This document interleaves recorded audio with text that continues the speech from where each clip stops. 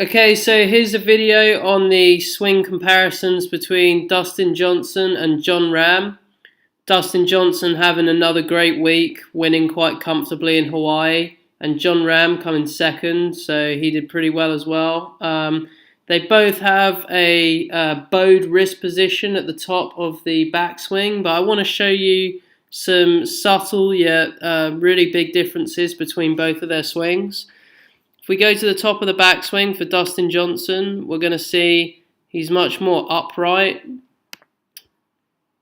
in the start of his backswing, and we're going to see that Jon Rahm takes the club in much flatter, and you can see here the shaft angle is at a much flatter swing plane. We can see that Jon Rahm has a much flatter shaft angle here near the top of his backswing compared to Dustin Johnson's, which is much steeper. So as we go towards the top of the backswing for Dustin Johnson, we can see here that the club is very shut at the top with this bowed wrist position. And just to make it easier so we can see their arms in relatively the same position, if I go to around here, we can see again bowed wrist for Dustin Johnson, and the club face is pointing up at the sky, so very shut club face. Whereas if we look at the club face at the top of the backswing for Jon Rahm, we're going to see again, just quickly here, bowed wrist. Again, same as Dustin Johnson's, but the club face is definitely less closed than Dustin Johnson's. We can see the club face is kind of pointing more this way rather than up at the sky. So it's a fairly, it's not square, it's slightly closed club face here at the top for Jon Rahm. It's easier to see as we go down here. We can see at this point here, it's kind of facing this way. So it's not completely shut for Jon Rahm, and we're going to see how, when we get to impact on the face-on view, how this is going to affect their release with their hands.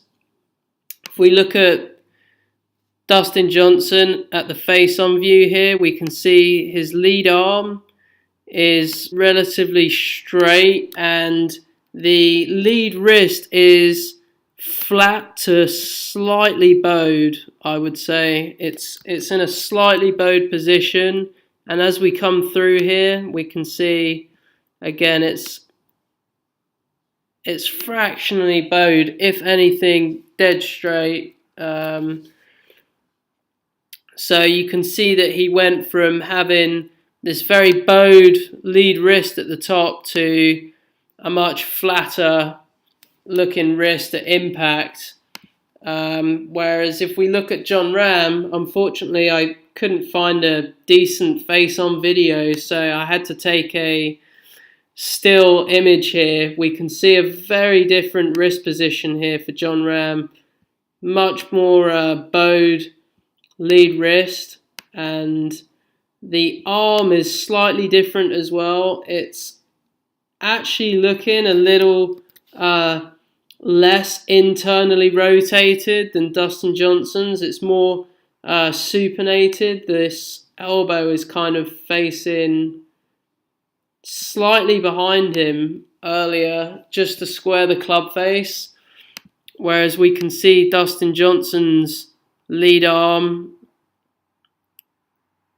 you can see right around here, this elbow is definitely pointing more at the target, whereas we can see more of the inside of Jon Rahm's arm here. So Jon Rahm's lead arm is slightly more supinated, and the lead wrist is definitely more bowed, and this is just what you have to do if you have a very weak grip and a open club face at the top. You're going to need to have much more flexion in your front wrist and bowing and arm abduction, lead arm abduction, like Jordan Spieth with the chicken wing looking follow through.